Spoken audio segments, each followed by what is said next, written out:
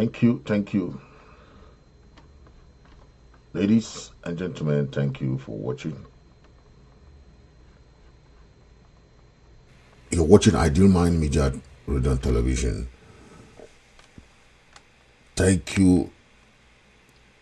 We have this special show today to discuss much about those issues that we know are plaguing the country, Cameroon and Ambazonia.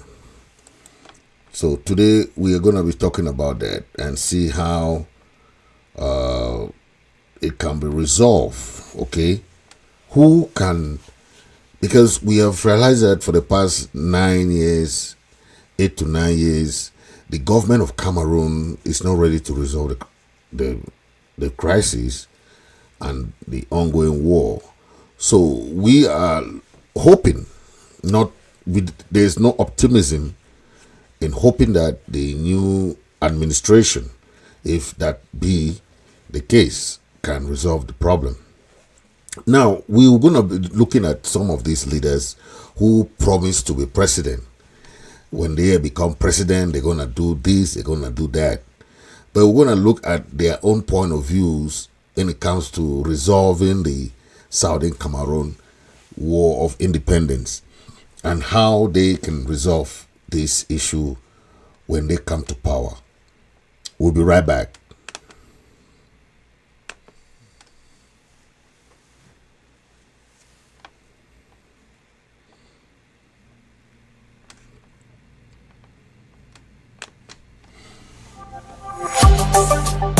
Southern Cameroon has been in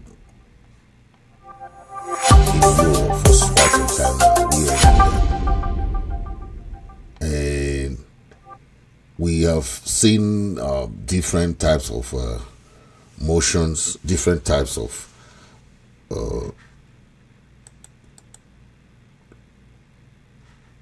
crises.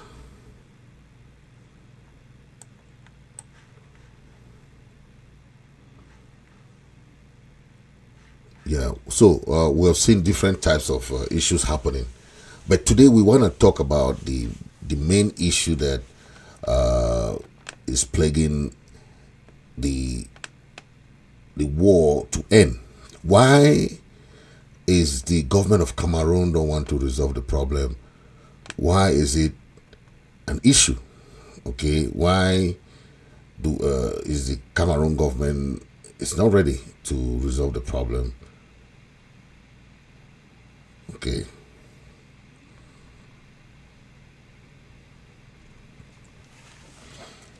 So we'll work on that today, okay? And now for Akeremuna faces an uphill battle, an uphill task. Can he be the one to bring that change? Can he be the one that can be the person that can be chosen to bring that change and that can resolve the Southern Cameroon Ambazonia problem? That is a question that we're asking. But the fact that he is an Anglophone, he faces an uphill battle. Okay, he faces an uphill battle. But these are some of the proposals that he made. He suggested that when he comes to power, he can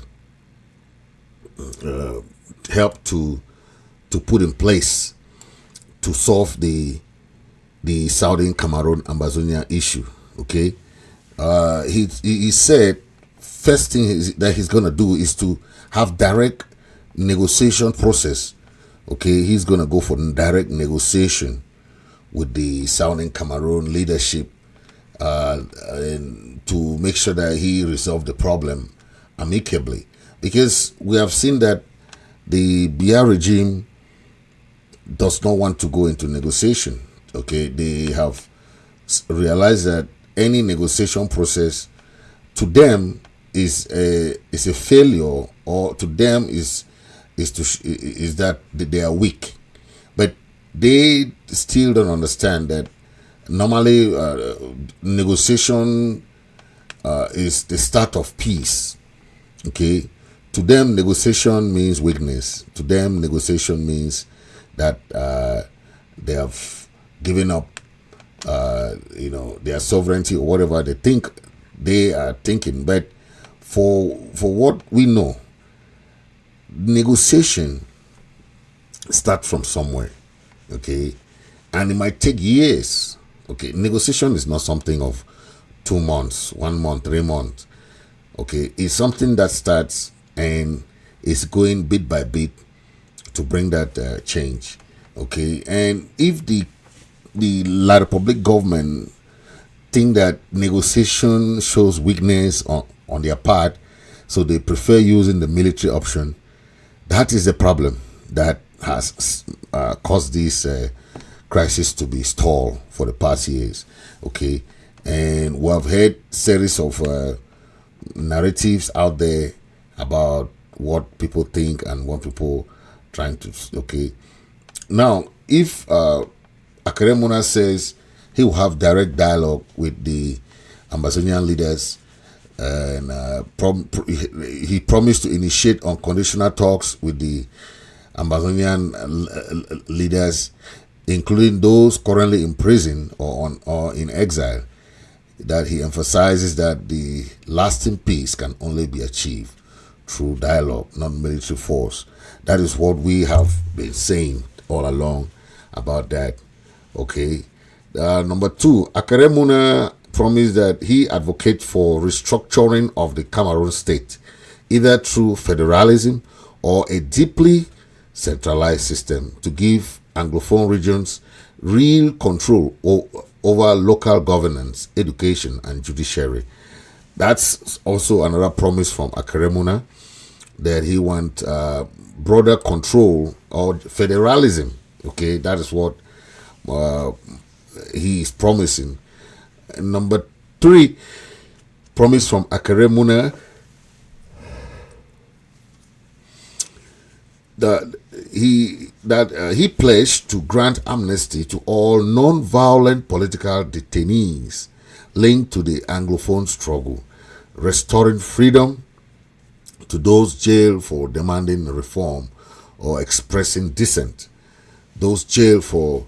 So that's another something that Akeremuna plans to do. He said if he's elected president, those are some of his. He also said that he commits to ending impunity by launching independent investigation into the war crimes and abuses committed by both state forces and armed groups, ensuring justice for victims and rebuilding international trust. Number 5, he said post-war reconstruction and reconciliation.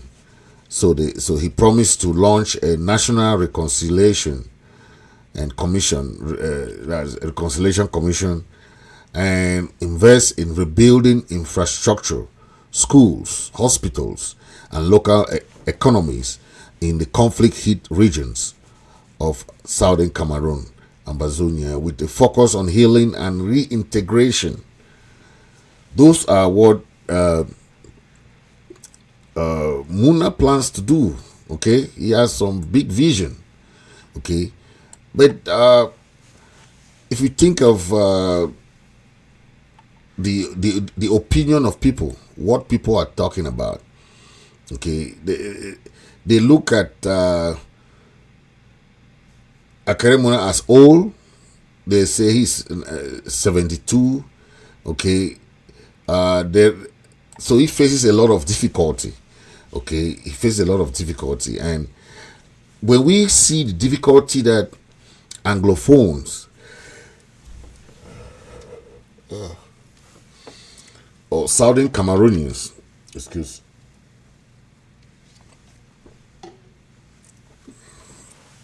when we see the difficulty that Southern Cameroonians have faced, when like Frundi,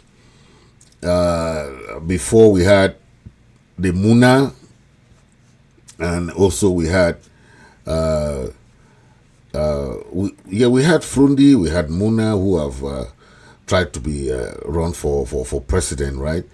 And even Foncha was also betrayed. Okay, but those are history. We are looking at the future now. Can that mentality change, or can the people understand that an Anglophone president can bring some transformation? That we are looking at all those angles. Okay, there can be a possibility. There can be something like that, but most people say that the Bia's regime is deeply entrenched, but not unbreakable. Okay, many people think that while Paul Bia's 42 years grip on power has created a near impenetrable political structure, it is not immune to change. Okay, citizens express hope, often rooted in faith that transformation is still possible. It is difficult to remove, but not impossible. People are still hoping that they can be, if Muna is okay, if Muna is made to become president, there can be some hope, some transformation. Okay, but there are so many divergent opinion coming from that end. But it's up to what transform after the elections. Okay, and they talk about his age. That a significant portion of the public look at Muna's age, and they said, he's really old. That at 72, they seem too old to connect with the youths and bring some new energy. We've seen in other countries where this new energy has sprung from Niger to Burkina Faso, Senegal, and this other country with Chad, and there's a possibility of some other countries to bringing in young, energetic presidents. Okay, so they are looking at all these angles, and you see, why must an old man rule? Always old people. That's the question people are asking. Why? Why is it only old people? The youth are always questioning. Okay, they are not giving that representation. Okay, as they say, the other opinion are also that of the Anglophone representation is still symbolic, not transformative. Okay, some argue that having an Anglophone prime minister has not improved conditions in English-speaking region. Symbolic inclusion is seen as part of Bia's strategy without any real power transfer. The PM is Anglophone, but come and see our roads. That is a very strong point of some people who say that. But if Anglophone has been given prime minister, of recent you saw the prime minister went there, and there was no hope. Okay, and if you see what happened to Frundi, then you can understand what some opinion are. Okay, I want you to listen to Harriet. She is a writer, she is an activist. To listen and see her own opinion. Okay, take a listen. Mitterrand avait dit un anglo-saxon à Yaoundé jamais. Et donc, quand le chairman est donc en prison, la femme qui était consul, elle envoie me chercher. Et elle me dit, tu sais, depuis la coordination, tu es un peu la confidente de toute l'opposition. Et surtout, tu es l'ami de John. Il l'appelait comme ça. Donc, Frances me dit que bon, on va te donner une voiture banalisée. Tu vas dire à John qu'on a négocié. Washington et Paris ont négocié pour qu'il soit vice-président. Nous avons besoin de lui. Mais les Français ne peuvent pas accepter qu'il remporte la victoire. Et puis tu lui dis que nous, les États-Unis, on pense qu'il vaut mieux qu'il soit à côté du pouvoir pour lire prendre connaissance des dossiers. Ah, avec Frundi, c'était la bagarre. Il me dit que, mais pourquoi Française t'envoie? Elle a essayé de me convaincre, mais je ne pouvais pas accepter. Je ne pouvais pas accepter. Et donc, pour vous dire en un mot que on a gagné l'élection de 92, les pays occidentaux savaient tous que Frundi avait gagné. Et ça, on saura après que... 92, avant la pub, hein, on sera cool sur la question. En 92, vous êtes au RDPC. Oui. Dites-nous la vérité aujourd'hui. Qui avait gagné l'élection de 92? Frundi. Et qui a triché, nous? Parmi lesquels vous? Oui. Donc Vous-même? Moi, je crois que j'étais même l'instigateur. Vous savez la question qui s'est posée? Laquelle?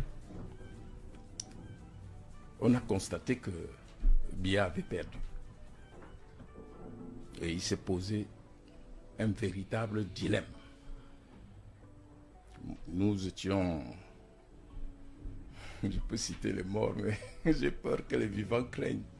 Nous étions au centre, Fauchivé, à Kamifou, à Madouali, Izemeka,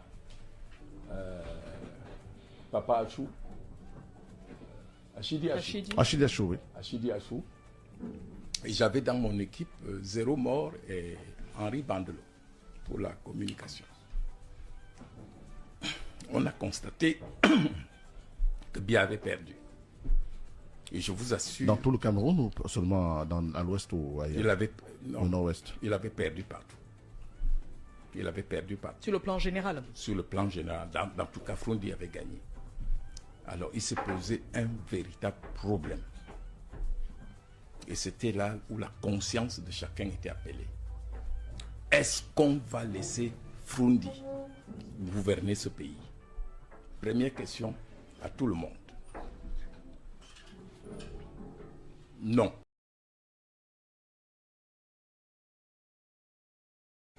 That is, I just brought this excerpt for you to understand what transpired under Frundi. Okay, how Frundi won elections twice, but he couldn't be given the presidency. So why am I bringing this? For you to understand that Muna should understand that what he faces, even Osih, all these guys who say they want to be president, they faces an uphill battle. That is, they should understand that because it's not easy. I know Muna has a lot. Muna say that failure to address the Anglophone crisis is disqualifying. Okay, somehow people are saying that he is not that all along this time he remained inactive for not taking any action, because you cannot really wait when you are president. Okay, you have to start helping to resolve problem as an opposition leader. Okay, the same thing that Frundi was made to be silent all along when the crisis started. Okay, they tried to silence Frundi all along because we understand that he's STF claimed to be federalists. They say they're out for federation or whatever. But there is an ongoing crisis. You take side. Okay, how can you take side? If you want to be someone who can resolve a problem, you cannot come and take side. You have to come as a mediator to resolve the problem. Because once you take side, the other side will not trust you. When you take one side, the other side will not trust you to come and be a mediator or to be someone that can resolve the problem, right? That is the problem, okay? And look at the failure to address this Anglophone crisis has made many people said, okay.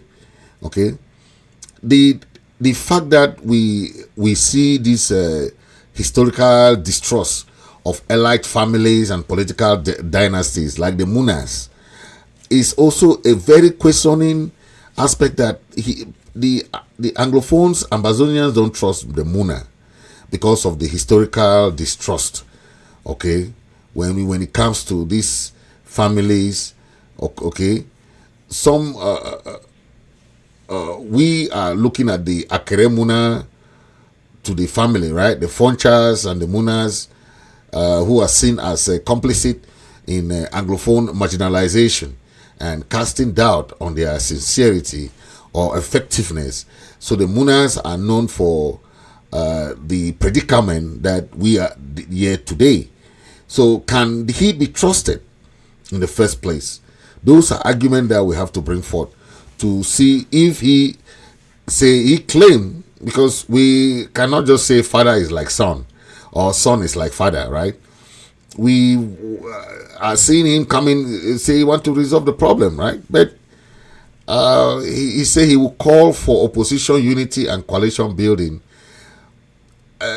Each opposition, they don't want to come under any coalition. How do you want to challenge Paul Biya if you don't want to come under any coalition to challenge Paul Biya? Okay, so many believe change is only possible through a strong, a united opposition, because if you go alone, like they have been doing solo, you have like 50 opposition presidential candidates. Then how do you want to win Paul Biya? The guy that stands there. Okay, the fact that the opposition is fragmented, it causes a very major weakness. Okay, that is a problem. If there's no coalition, how do you want to really come out with something? Okay, it will be difficult.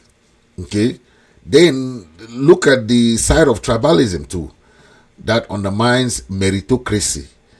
Okay, you can merit it, but a commonly cited obstacle is tribal and voting behavior, which Biya has masterfully manipulated through patronage networks. Okay, since citizens don't vote competence anymore, they vote their tribes. Okay, and if Akere Muna can go through this hurdle, then that'll be fine. But even Kamto also faces the same thing too. Okay, but that's one of the skepticism about the democratic process in Cameroon election, where there is no competency. That people don't vote for competence. Okay, people are really, apart from tribalism, the skepticism of the democratic process. Okay, that a prevalent sentiment is that that elections in Cameroon are not free and fair, right? People just know that the CPJ is still going to win. Okay, many believe in a new president. Many believe a new president cannot be elected through the ballot box due to corruption and electoral fraud. Okay, and it has caused what we call voter apathy. Voter apathy means people have lost trust in the free and fair elections. They don't believe that elections can give them what they need or what they voted for. Okay, and there's many opinion about Akere Muna's candidacy that has really sprung from the fact that he doesn't seem to be Anglophone in that matter. He is more of Francophone. That's what people are saying.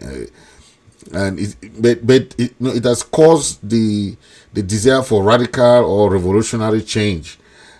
People see Burkina Faso, Niger, Mali, all these countries that they had to take it by force and say, okay, if it doesn't happen this way, it can happen this way. Okay, and a minority believe that only a coup or a military rule can reset the system, reflecting deep frustration with decades of stagnation. Okay, and they talk about what happened in Burkina Faso can repeat in Cameroon. But look at the generational shift that we see, that the youth demand for fresh leadership. They talk about Muna's age and all that. Okay, many young Cameroonians demand leaders closer to their age who understand their struggles and dreams. They want new blood, okay, not recycled political actors. Okay, the fact that Munas, the family, and the Munas, the Fonchas, the Endelis, and all those people are just tired of those recycling names and father to son relationship. Okay, now let's look at Kamto. Kamto has been someone very symbolic in the Francophone side of things, who they believe can, at least majority of the Francophone people believe Kamto can bring change. But I want to focus on what he plans to do when he comes to office to resolve the ongoing war going on in southern Cameroon, Ambazonia. Kamto, before, Kamto has been criticized for some aspect, right? When he visited America and visited Canada, Kamto did not meet with the Ambazonian leaders that he promised to meet. That was a red flag in the first place. Okay. Another aspect is that Kamto is still very, very. First of all, he doesn't want to lose face with his voters in the Francophone area. Then they know that he is the most prominent, strong person that can win Pobia. Okay, but look at his plans to resolve the Anglophone crisis. He talk about genuine national dialogue. Okay, the genuine national dialogue that he's saying is not negotiation. Okay, and that is a problem with Kamto, because he's not bringing any. If he's not bringing anything new. Okay, when you say genuine national dialogue, the Grand National Dialogue was held in Yaoundé. What did he bring? Okay, the BR regime brought his CPGM allies to come and sit there, and they manipulated the people. They said this is a Grand National Dialogue to resolve the Anglophone crisis or the Ambazonian War of Independence. Did what came out from that, has it been implemented after almost 4 years after the Grand National Dialogue ended? No one single thing has been implemented. The House of Chief, the House of okay, now instead of the House of Chief, we have the Northwest House of Chief, the Southwest House of Chief, which are been separated. It means that they work in solo. What the Northwest House of Chief does, the Southwest House of Chief does not know. So it has made now they have separated them in the usual divide and rule tactics. The divide and rule tactics has been used by the BR government for long. Is that solving the problem? I don't think so. That is not solving the problem. Okay? It's not solving the problem. The corrupt nature of the BR regime, we are still going through that. Now, number one thing that Kamto say he can do for the Anglophone problem, the number one is say genuine dialogue. Kamto has consistently called for inclusive and sincere dialogue with all stakeholders, including the Ambazonian leaders and civil society from the Anglophone region. He rejects the government tokenistic approach and emphasizes that only a transparent negotiation process can lead to lasting peace. If he only means it, because national dialogue, what happened in the Grand National Dialogue, if it repeats itself, it's not going to resolve the problem. Okay, so if Kamto know what he's saying, let him not mean to bring. When he say transparent negotiation process, it should be transparent negotiation process. Okay. Number two, he said release of political prisoners. The fact that BR still keeps political prisoners, but he's rushing to go and try to do negotiation. How do you hold Grand? None of this has been mentioned in the manifesto of the failed Grand National Dialogue, right? The release of political prisoners.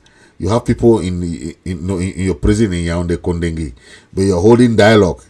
You're holding Grand National Dialogue in their backyard, but you're not calling them to come and say something. How do you want to solve the problem? You have given them life imprisonment. You have given this, despite the international community calling for you to release them, You don't head to that. Okay, you keep them in Kondengi. Okay, they are political prisoners. You don't treat political prisoners like regular criminals. Okay, they have a federal status of prison that they have to stay, but in federal prison. It's because you guys don't respect federal system. These are state prisoners who have a different status. You don't mistreat them the way you bundle them from Nigeria, the Naira 10, bundle the Taraba 39 from Nigeria, and squeeze them in a, and took them to Cameroon. That's not how you treat political prisoners. They are not criminals. They are just their opinion. Their political opinion is different from yours. Okay.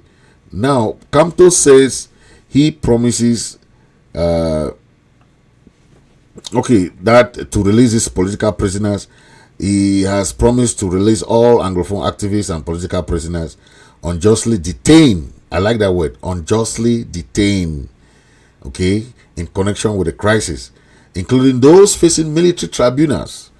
Okay, Cameroon government has brought in the issue of terrorism law. Anybody that opposes the government is being jailed through the terrorism law. It means you are not even going through the normal civilian courts. You're going through the military court. That's what they call the military tribunals. Kamto believes this is a crucial step forward, reconciliation and confidence building. That's what he promises. So hopefully he can do that. But he faces an uphill battle too. Okay, first of all, going into as the president of Cameroon is not easy. First of all, he faces a lot of obstacles from other opposition and the CPGM party itself. They are first of all saying that he's not first qualified to be president. You see, so it's not an easy battle for him to just say, "I'll be president." Okay. Number 3, he talked about constitutional and institutional reform. Kamto promises a restructured state, okay, possibly through federalism or deep decentralization.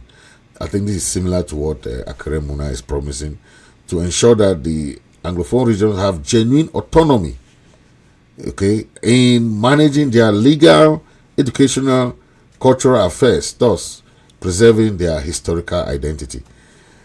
I mean, in a federal system, there's no question about you not allowing people to manage their resources, the federation in America is like the federation in Nigeria. Okay, the federation in other countries, the federation in Canada, where you have the Quebec, which is the French-speaking part, the minority, then you have the Greater Canada. They have a constitutional arrangement that they understand that this area is English. You cannot come and impose your French language, your French everything there. No. The Quebec has their own government, they have their own Senate, their own parliament.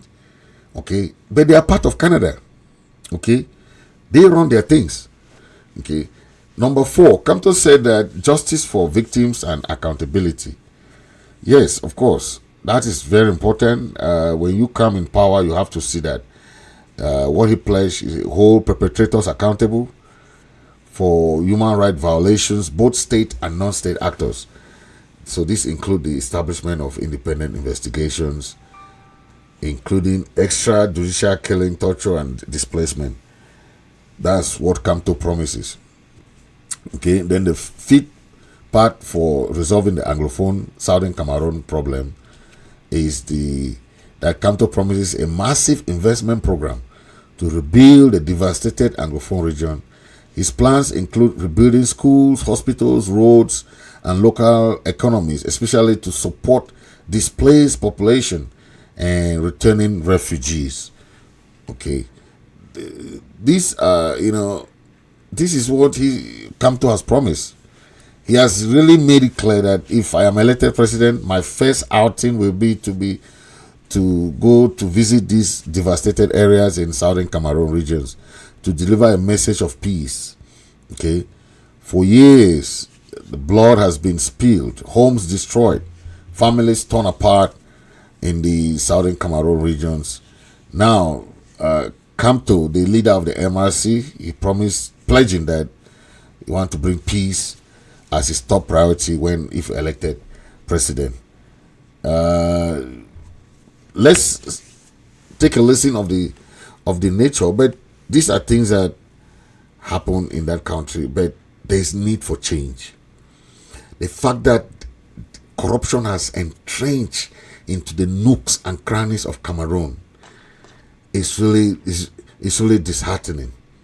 So if there's need for change, people will embrace it for the good. Because the Cameroon we knew yesterday is not the Cameroon that we see today. There is corruption, there is poverty, there is economic crisis going on. And now there is the war going on. That is depleting the economy. Okay. It's sad, but that's what is going on. Okay. It's something that you have to understand. Take a listen to this ex-commissioner who was working with the police judiciaire. Quel droit de réserve? Droit de réserve? Vous me parlez de droit de réserve? Alors que nos enfants sont en train d'être détruits au Cameroun? Attendez, est-ce que vous êtes au courant qu'il y a moins d'un mois, que dans le propre département de Paul Biya, un enfant de 12 ans a été violé par le responsable de l'élection de la zone. Il a été, c'est de la présidence. La gendarmerie a arrêté le monsieur de plus de 45 ans. Il a été, c'est de la présidence qu'on a appelé pour qu'on libère le monsieur. Est-ce que vous pensez, est-ce que vous avez un seul instant pensé à l'avenir de cet enfant? Cet enfant est détruit. Et il s'agit de 100 à 100 000 le département de Paul Biya. Vous allez me dire que Paul Biya n'est pas au courant? Certainement pas. Et puis, vous croyez, vous me parlez de droit de réserve, M. Moda. Quand nous serons vieux, vous pensez que je serai ravi de voir mes petits-enfants venir avec le derrière détruit? Vous pensez que c'est possible? Les Camerounais ne connaissent pas leur pays. Il faut leur parler, il faut leur dire que nous sommes en train de partir à la perdition. Notre pays est presque à l'agonie et ça ne peut pas aller. Réserve ou pas réserve, à l'heure actuelle où je vous parle. Wow.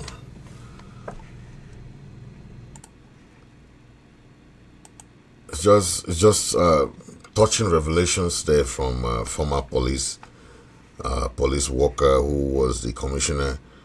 You know, these are revelations that when you listen, you say, no, that country is just corrupt. Okay. It's just corrupt. And we are seeing that when you have people like Moja, who fought for this country, fought for the government, and you hear that he has been dethroned while in prison, okay, that's when you know that this is Moja. You see, that's Moja. He has been dethroned by this new chief, and he's still in prison, okay. But Moja is one of those of those guys who fought for, you know, Chief Munasawa. Chief Munasawa has replaced Chief Ewomed Eko, Moja, okay. That has been dethroned, and that's what we know now, okay. But it's just an example of what we have been saying here, right? That you can, no matter how hard you work for this government of Cameroon, you are nothing to them. You are just one of those people that can be dethroned or that can be used and dumped, okay? And many of our brothers who have been so hardworking in this government, if they can put somebody like Inoni, former prime minister, in prison, then who is Moja? I always tell Moja this nonsense. He's going around making all that thing, going around doing this. I say the government of Cameroon does not respect any chief. If they respected a chief, they will not ask our chiefs to go and be marching. While in the Western province, the small guy there who is a chief or whether it's a phone or whatever, I saw that video. I think it's in Chang. The small guy there is hail coming to the 20th May Boulevard, but they ask all our chiefs in Fako to go and be marching. No respect for them. You see the difference? Why they are hailing their chiefs that are coming to the field, or they are glad, or but our chiefs should go and be marching. I don't care whether you're first class, second class, or whatever chief. A chief is a chief, and they must give that same respect to whoever deserves it. Okay, that's it. So replacing Moja did not come as a surprise. He has given all his powers to these people. He's a military. He wanted to gain more fame by killing his own people, mistreating his own people. Bewus told him that the people that you mistreat, the last people should be a community. Yeah, the last people, it should be your own people. Because your people will be the one to defend you when you are in trouble. The enemy will not defend you. The enemy instead see you as a betrayer, as a betrayer person. And they will not come to your help. They will betray you and dump you. And at the end of the day, your people will be the one to help you. He's now in Kondengi there. That same people that he made to be arrested, they are the one helping him now in Kondengi to eat. I heard about that when, the same Ambazonians and Southern Cameroonian that he has been made to send to jail. Isn't he now with them in Kondengi, eating in the same pot? Okay, so those are lessons learned. Okay, thank you for watching. Thank God for everything, and we'll keep everything to make sure that we see peace and long term for the people of Southern Cameroon, Ambazonia. Thank you all for listening.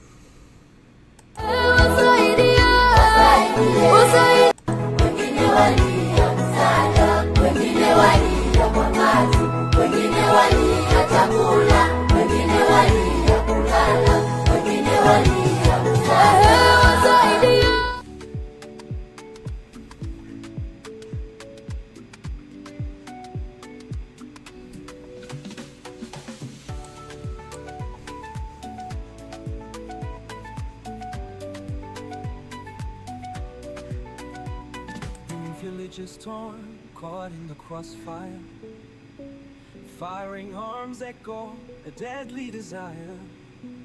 Innocent lives caught in the midst, fleeing homes with no